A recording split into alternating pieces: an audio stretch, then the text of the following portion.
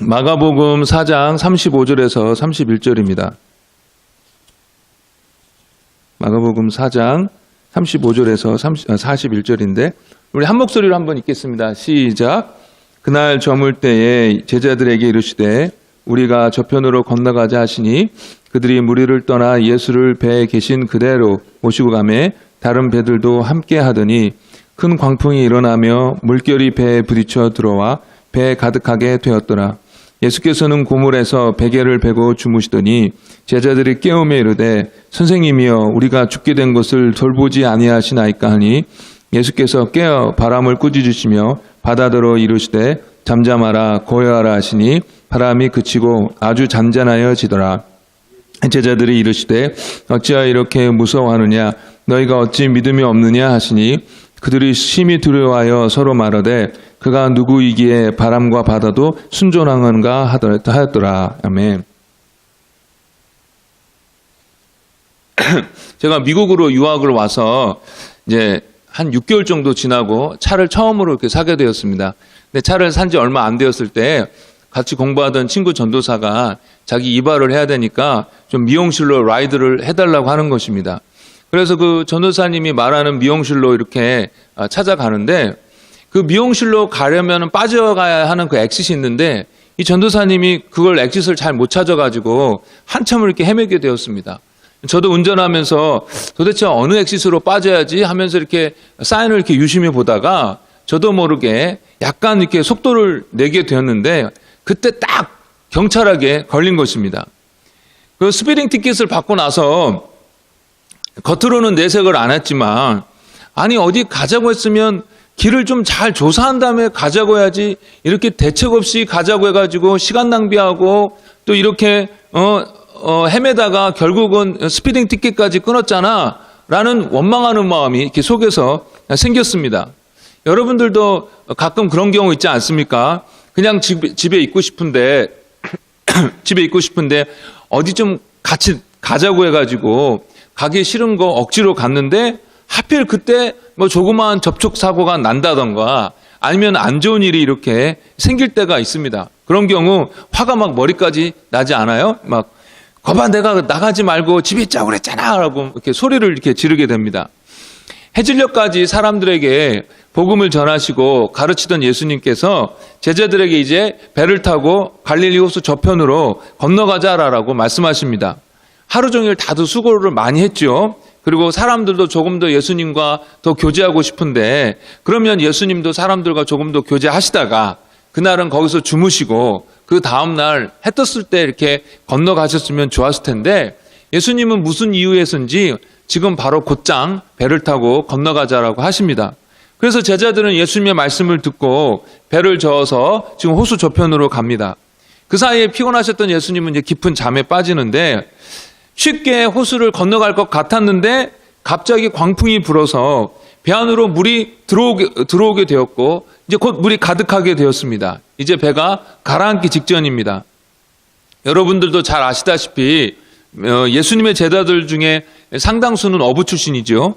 그래서 이 바다와 배를 다루는 일에 꽤나 익숙했던 사람들입니다. 그러나 지금 몰아치는 광풍과 이 파도는 이 경험 많은 제자들도 어찌 해볼 수 없는 그런 대단한 광풍과 파도였습니다.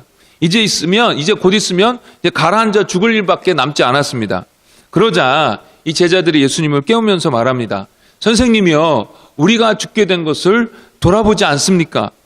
아니 그 밤에 거기서 머물렀으면 좋았을 텐데 기어이 가자고 해서는 지금 다 죽게 되었습니다. 이게 도대체 뭡니까? 라고 지금 원망이 그 마음 가운데 말투에 배어 있던 것입니다. 인생을 좀 살아보고 또 인생에 대해서 조금 생각해 본 사람들은 우리네 삶이 늘 행복하고 늘 계획대로 되지 않는다라는 것을 이렇게 잘 압니다. 원치 않지만 슬픔과 고통을 종종 경험하게 되고 어떤 사람은 그 슬픔과 고통으로 완전히 번복된 삶을 그렇게 살아가는 것들을 보게 됩니다. 그런데 예수님은 자기를 믿는 자에게 영생을 주시고 풍성한 삶을 주시겠다라고 요한복음 10장에서 약속하십니다. 그러니까 사람들이 이 말씀의 위로를 받고 소망을 얻어서 예수님을 영접합니다. 영생을 선물로 받습니다. 이 땅에서도 예수님께서 늘 함께 하시고 도와주신다라는 약속을 받습니다. 안심이 됩니다. 내 삶 앞으로 어떻게 될까 늘 두려움 속에서 거했었는데 이제는 그런 두려움에서 자유롭게 됩니다. 그러면서 하나님을 향하여 이렇게 이런 기대를 하게 되는데, 그것은 내 삶은 이제 아무 문제가 없이 만사형통이다. 하나님께서 미리미리 다 막아주시고 좋은 길로 행복한 길로 인도해 주시겠지라는 것입니다. 그런데 저희들이 막상 경험하는 신앙생활의 현실은 그렇지 않을 때도 종종 있다라는 것입니다. 내가 아프거나 가족이 아프고 간절히 기대하고 기도했던 일들이 되지 않고 억울한 모함을 들어서 상처받고 관계 속에서 힘들어지는 것들을 경험하고 예상치 못한 자질구레한 일들, 사고들을 이렇게 우리 삶 속에서 일어나는 것들을 경험하게 되는 것입니다.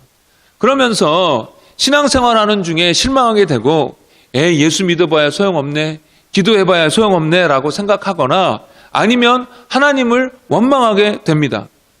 그러나 우리 예수님이 저와 여러분들을 부르실 때에는 문제없는 삶으로 부르시지 않으셨습니다. 그리고 우리에게 사명을 주실 때에도 무조건 성공하고 무조건 모든 일들이 다 잘 되는 것으로 부르시지 않으셨습니다. 오히려 좁은 길을 가야 되고 좁은 문으로 가야 된다라고 말씀하셨고, 자기를 부인하고 자기 십자가를 지고 예수님을 따라가야 된다라고 말씀하셨습니다. 예수님과 함께 영광을 얻기 위하여 주님과 함께 고난도 받아야 된다라고 말씀하셨습니다. 오늘 제자들이요, 이 갈릴리 호수를 건너가는 데 있어서 자기네들끼리 정해서 간 것이 아니었습니다. 예수님께서 가자고 해서 간 것입니다. 그렇게 가자고 하신 예수님이 지금 배 안에 제자들과 함께 있습니다. 그러면 예수님께서 함께 하시니까 샥 하고 순풍이 불어가지고 아주 부드럽게 갈 것을 우리는 기대하는데 그 반대입니다. 광풍이 불어 파도가 높게 일고 물이 배에 차들어 이제는 배가 가라앉을 지경이라는 것입니다.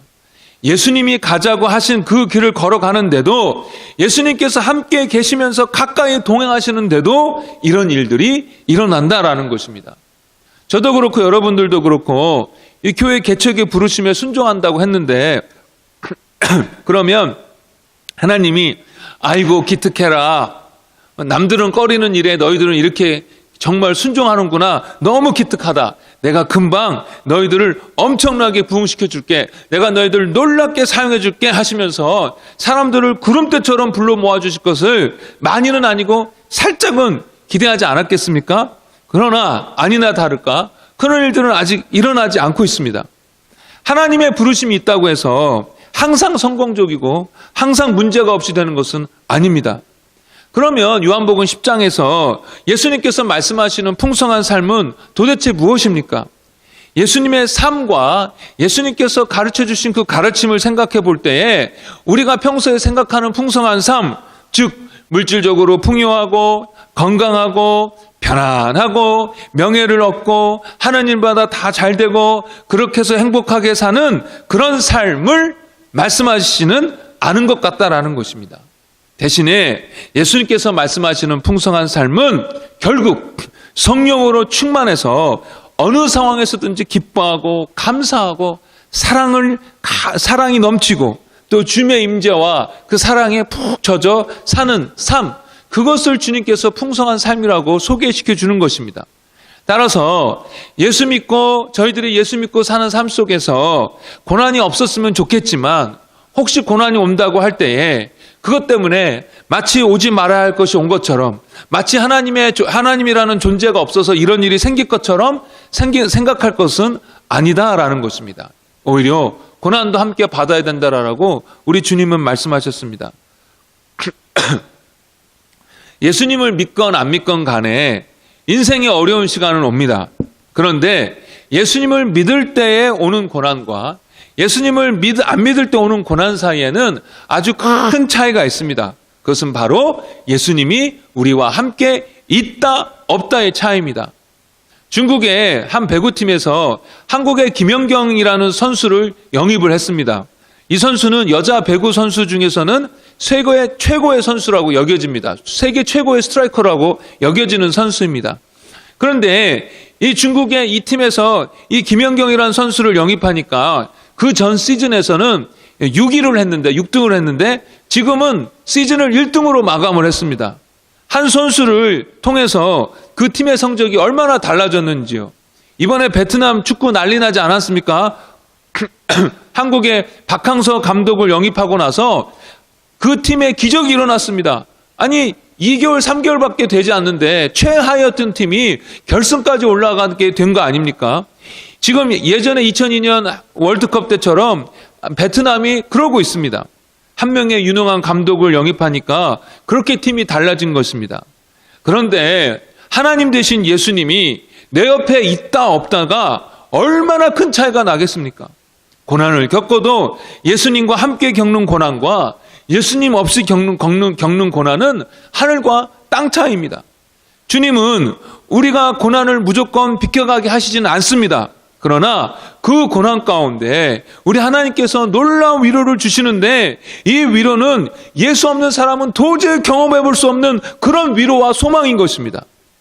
하나님의 주시는 위로, 그것은 우리의 슬픔과 고난과 역경을 넘어서는 것입니다. 그래서 사도 바울이 그런 하나님의 놀라운 위로를 경험하고 나서 고린도후서 1장 5절에 이렇게 고백하고 있습니다. 그리스도의 고난이 우리에게 넘친 것 같이 우리가 받는 위로도 그리스도로 말미암아 넘치는도다. 그러니 주님이 부르시는 풍성한 삶, 사명에 있어서 고난을 면제시켜 주시는 것은 아니지만, 아니 오히려 더 고난을 받아야 된다라고 하시지만, 그러나 주님은 그것을 넘어서는 위로를 주심으로 능히 감당케 하시는 것입니다. 아멘. 그러니 너무 염려하거나 두려워하지 마시기 바랍니다. 주님이 다 지켜주십니다.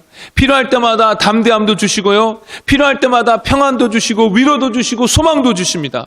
다 주님이 주십니다. 그러니 그 주님의 부르심에 염려하지 마시길 바랍니다.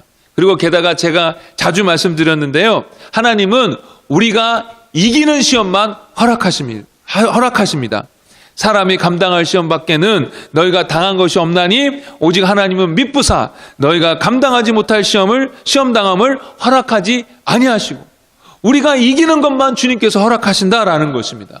그러니 염려하지 마시고 주님의 부르심, 사명으로의 부르심, 헌신으로의 부르심을 두려워하지 마시고 아멘하고 받으시고 따라가시길 바랍니다.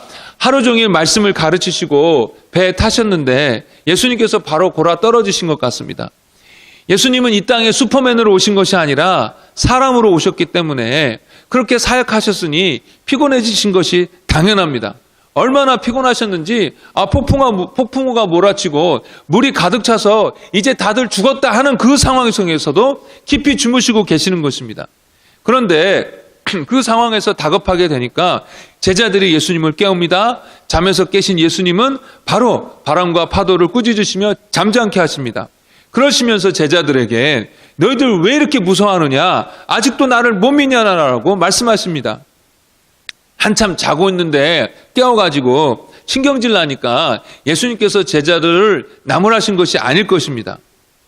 그런데요, 아니 이렇게까지 죽게 된 상황에서 우리 죽게 되었으니까 예수님 좀 어떻게 해보세요. 이 시간에 배 타고 가자고 하신 분은 주님 아니십니까? 라고 하는 제자들을 그렇게 나무랄 일인가 라는 생각이 드는 것입니다.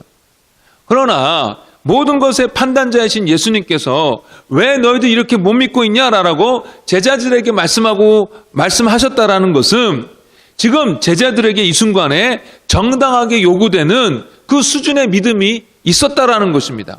그런데 이것에 제자들이 못 미쳤다라는 것이죠. 우리가 보기에는 이렇게 두려워하고 떠는 것이 당연한 것처럼 보여도 말입니다. 지금까지 제자들은 예수님이 수많은 병을 고치시고 귀신을 쫓아내신 것을 목격했습니다. 그리고 귀신들이 예수님을 볼 때마다 벌벌 떨면서 당신은 하나님의 아들입니다 라고 소리치는 것을 목격했습니다.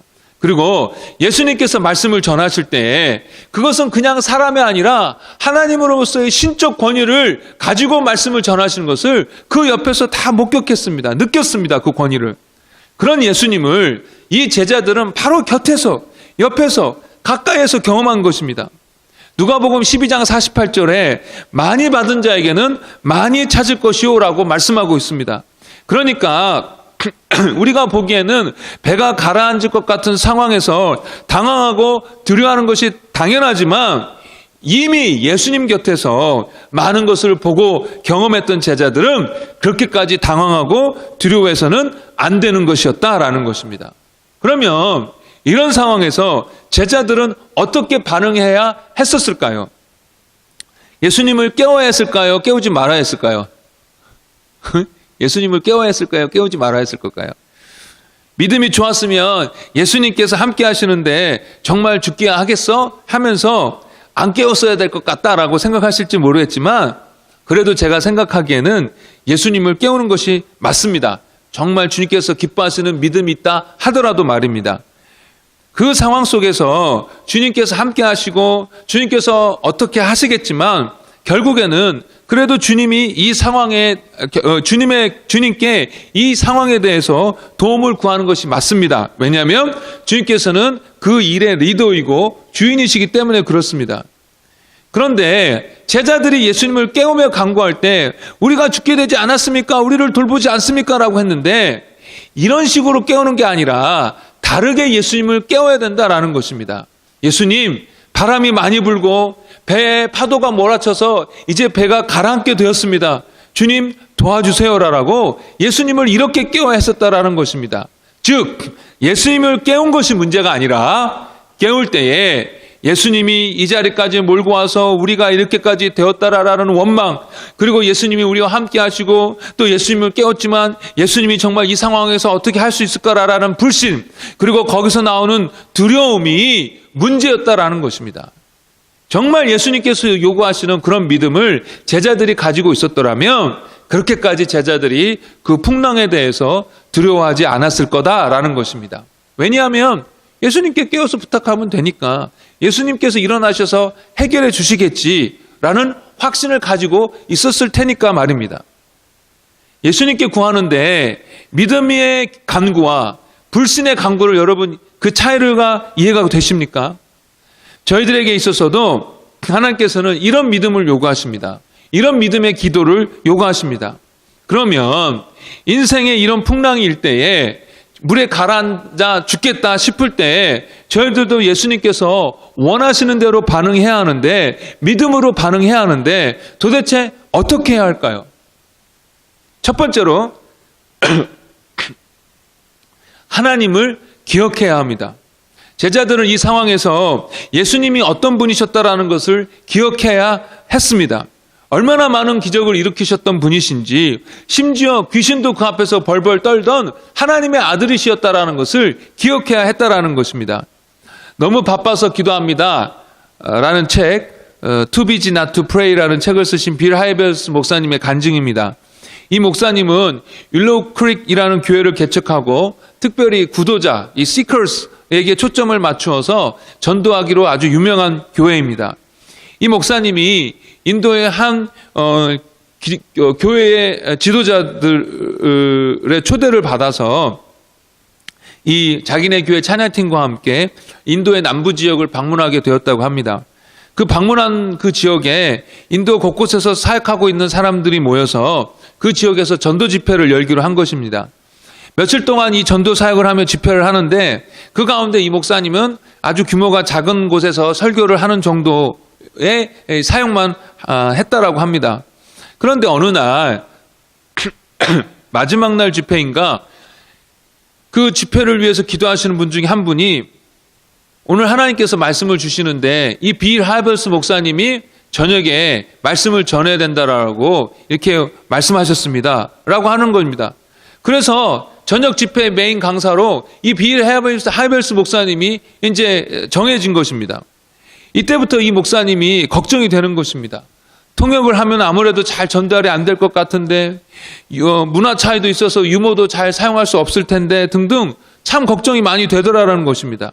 게다가 좀 적게 모이면 그나마 좀 덜 망신당할 것 같은데 이번에 모인 중에 제일 많이 모여서 지금 많게 좀 잡으면 3만 명 정도가 모였다라는 것입니다. 인도 남부 지역에서 정말 목숨을 걸어가면서 사역했던 그 사역자들이 이 집회를 위해서 1년 동안 기도하면서 준비해 왔는데 자기 때문에 망칠 것 같아서 너무나도 두렵고 막막하더라라는 것입니다.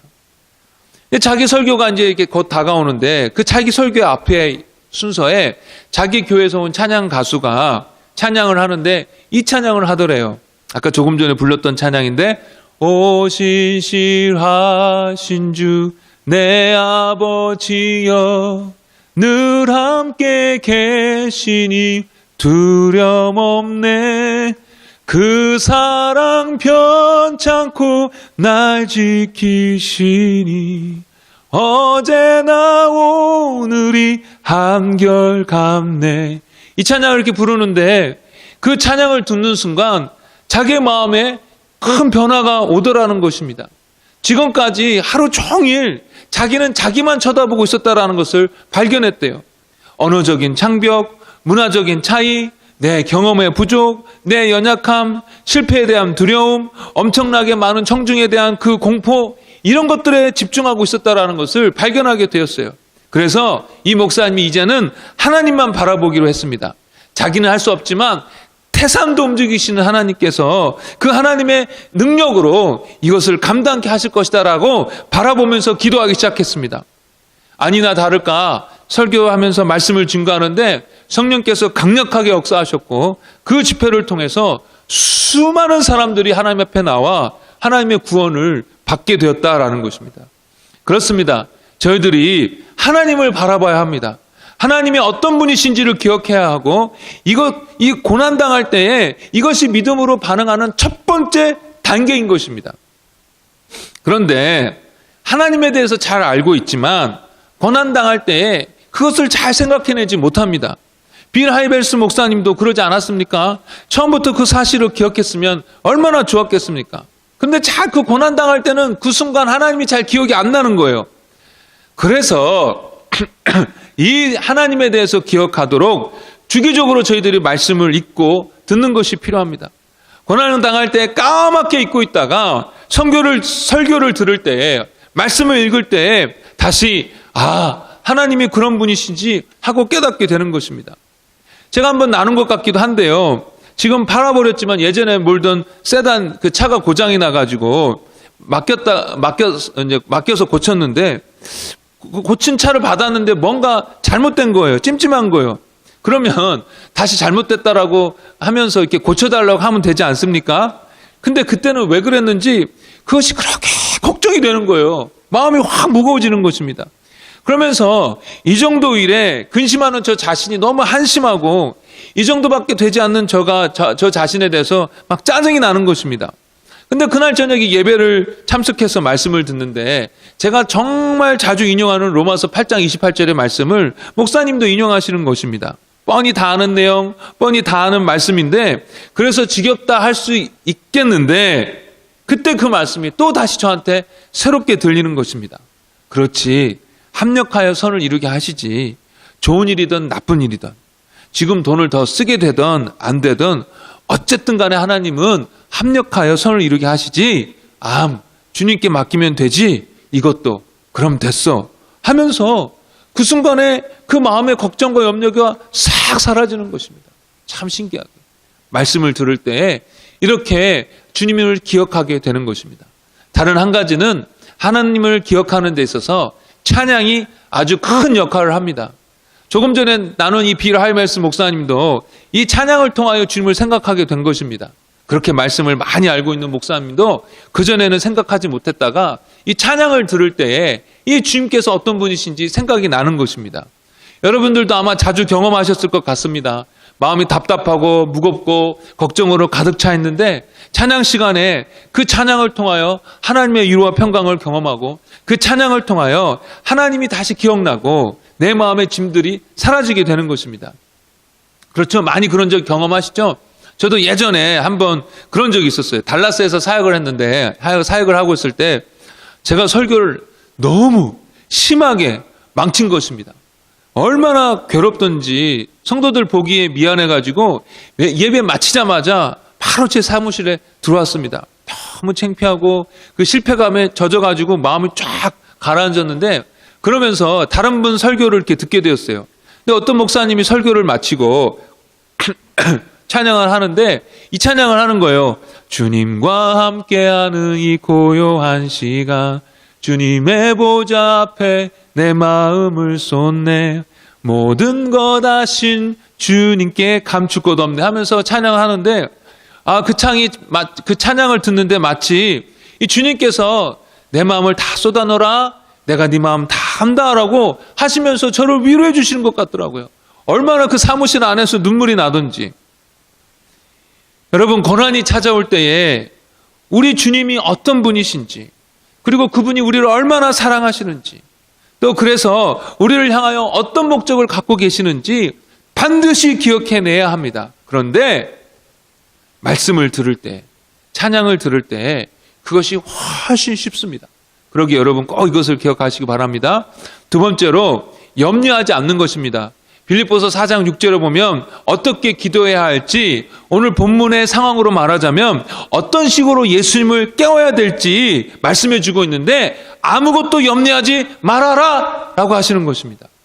에이, 염려가 되는데 어떻게 염려를 안 합니까? 할지 모르겠습니다. 저도요, 정신병 정도는 아닌데 어떤 때에는 나쁜 생각이 한번 머리에 꽂히면은 그것이 떠나지 않고 제 마음 가운데서 계속해서 염려를 일으킵니다. 정말 얼마나 힘든지 몰라요. 제가 예전에 펠로시교에서 한번 간증했는데, 아침에 그냥 비극적인 생각이 제 머리에 확 꽂히는 것입니다. 그런데 이것 때문에 이제 막 염려가 되면서 마음이 막 무거워지는 거예요. 그럴 때 제가 주님께 기도했어요. 주님, 이런 비극적인 생각이 이렇게 막 드는데 제가 힘이 듭니다. 이 생각을 좀 거두어 가 주십시오. 제가 염려하지 않게 해주세요. 오늘 하루를 기쁨으로 살 수 있게 해주세요라고 기도했습니다. 그렇게 기도하니까 그 생각이 다 없어졌느냐? 아닙니다. 계속해서 그런 비극적인 생각이 나는 것입니다. 그래서 이 비극적인 생각에 지지 않으려고 싸우면서 하나님 앞에 또 그렇게 기도했어요. 하나님, 저 이 비극적인 생각과 그것으로 인한 염려와 싸우겠습니다. 이 싸움에 있어서 제가 절대로 포기하지 않겠습니다. 끝까지 싸우겠습니다. 제가 싸울 테니까 주님 대신 도와주옵소서. 그러면서 하루 종일 이 생각과 이 염려와 싸웠습니다. 어떻게 해요? 조금 전에 나눈 그 하나님을 기억하면서 싸웠습니다.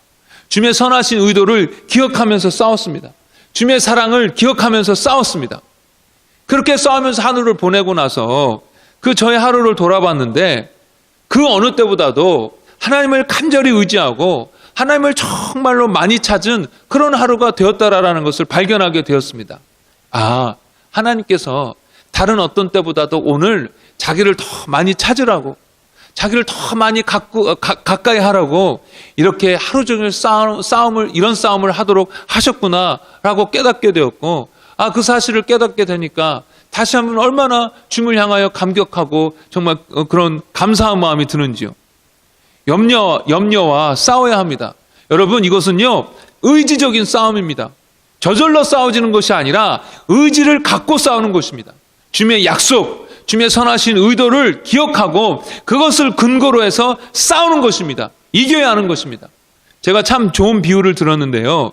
믿음이란 꿈틀거리는 배를 계속적으로 발로 밟고 누르고 있는 것처럼 불신이라는 것을 계속적으로 잠잠하게 하는 것이다. 무슨 말입니까?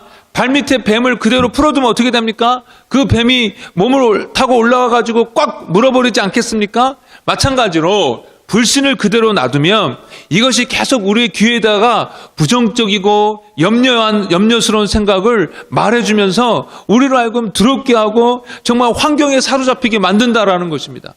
그래서 꿈틀거리는 배를 계속 발로 밟고 누르고 있는 것처럼 우리의 불신이 잠잠하도록 우리의 의지를 다하여 짓누르고 있어야 한다는 것입니다. 이것을 믿음이라고 합니다. 우리는 우리에게 닥쳐온 어려운 환경에 대해서 염려와 두려움을 의지적으로 거부해야 합니다. 절대로 용납해서는 안 됩니다. 계속해서 싸워야 하는 것입니다. 세 번째로, 기도해야 합니다. 제자들이 예수님을 깨워 살려달라고 구했듯이 저희들도 역시 고난의 순간에 그 시간을 통과할 때에 주님께 도와달라고 기도해야 합니다. 그러면 우리가 고난당할 때에 왜 하나님 앞에 기도해야 합니까? 참 당연한 이야기인데요. 하나님이 전능하신 하나님이시기 때문에 그렇습니다.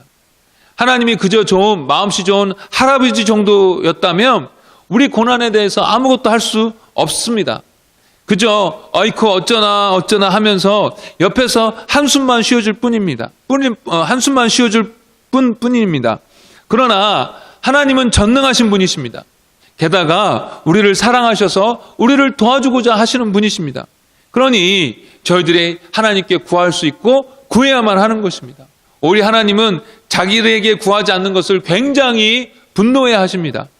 그렇게 우상숭배로 범죄했던 이스라엘이 하나님을 의지하지 아니하고 이집트나 다른 강대국을 의지할 때에 하나님은 분노하셨습니다. 아니 그렇게 지긋지긋하게 우상숭배로 범죄했다가 이제 막상 어려움 당하니까 하나님 앞에 나아가 도와달라고 하면 야 너도 낯짝이 있지, 네가 한 일 있지, 어떻게 지금 내게 나와서 도와달라고 할 수가 있느냐 하면서 하나님께서 더 나무라셨을 것 같은데 오히려 하나님은 그 반대를 하라는 것입니다. 내가 오지 않았다고, 내가 오히려 하나님께 찾지 않았다라고 더 분노하십니다. 그러니 저 여러분 하나님을 의지하여 기도해야 하는 것입니다. 제자들이 예수님께 나아가 깨워갖고 예수님께 구하니까 어떻게 되었습니까? 그 무지막지한 풍랑을 예수님께서 순식간에 잠잠하게 하셨습니다. 하나님이 그런 능력이 하나님이십니다. 그러니 저희들이 하나님께 구해야 하는 것입니다. 우리가 아무리 해도 소용없습니다. 우리가 아무리 해도 안 됩니다. 우리가 생각해서 된다라고 하는 것들도 하나님이 도와주시니까 되는 것이지 하나님이 허락지 아니하시면 안 됩니다. 그러기에 주님께 저와 여러분들이 간절히 구해야 하는 것입니다. 마지막으로 구할 때에 감사함으로 구해야 합니다. 감사는 겸손의 표현이고 믿음의 표현입니다. 지금은 보이지 않더라도 하나님께서 행하실 그 선한 일을 믿고 미리 감사하는 것입니다. 주님께서 지금까지 베풀어 주신 은혜를 기억하고 앞으로 주님이 이랬거나 저랬거나 선한 곳으로 인도하실 것을 믿고 감사하는 것입니다. 그리고 이것이 하나님의 은혜로 매 순간순간 살아가는 저희로서 가져야 할 마땅한 자세입니다. 자, 정리하면요.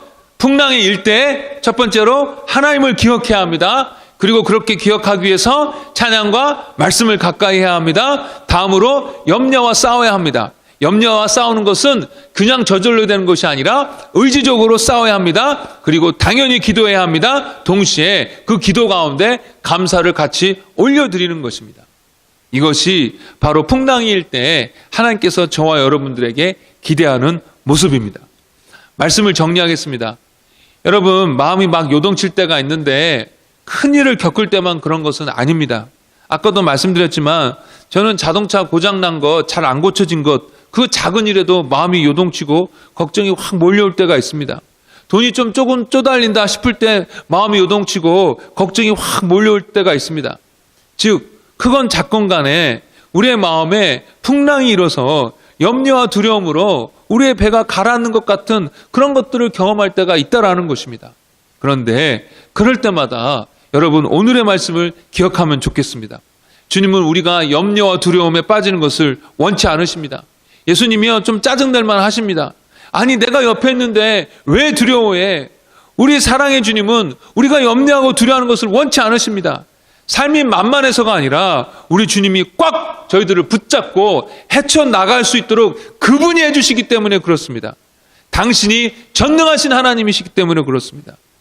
한 가지 더 위로가 되는 것은요, 제자들이 두려워하거나 말거나 제자들이 믿음대로 반응하거나 말거나 결국은 예수님을 경험할 수밖에 없는 상황에 있었습니다. 왜냐하면 예수님이 같은 배에 타고 있었기 때문이었습니다. 만약에 배가 뒤집혀졌다고 생각해 보십시오. 그럼 물에 다 빠졌지 않습니까? 그제서야 아마 뒤집혔으면 물에 빠지시니까 예수님이 그때서는 잠에 깨셨겠죠. 그제서야 잠에서 예수님이 깼다 할지라도 다 구원해 주실 수 있는 분이십니다. 바다를 걸으셨던 분이시고 베드로에게도 바다를 걷게 하신 분이셨습니다. 그러니 다 물에 빠졌다고 해도 예수님 입장에서는 아무것도 아닙니다. 그냥 다 걸어 올라와 하면 다 올라올 수 있습니다. 그래서 어쨌든 간에 제자들은 예수님을 경험하고 그것을 통해서 예수님에 대한 믿음이 또 더 자라나게 되었을 것입니다. 저희들도 마찬가지입니다. 예수님을 영접할 때에 우리 예수님 성령으로 우리와 함께하여 주십니다. 영원토록 세상 끝날까지 우리와 함께하여 주신다라고 약속하셨습니다. 우리가 믿음이 있어서 제대로 반응하던 아니면 믿음이 약해서 제대로 반응하지 못하던 간에 우리 예수님 우리를 버리지 아니하시고 끝까지 우리와 함께하여 주십니다. 그러니 어쨌거나 주님을 더 경험하게 되었다라는 것입니다. 그렇기 때문에 주님의 변치 않는 사랑 속에 우리가 있다라는 것을 기억하시고 안심하시고 또 평안을 누리시고 그러면서 세세소소한 풍랑에 주님 원하시는 대로 한번 제대로 반응해보는 이번 한 주가 되기를 주의 이름으로 축복합니다. 우리 말씀에 근거해서 잠깐 기도하겠습니다.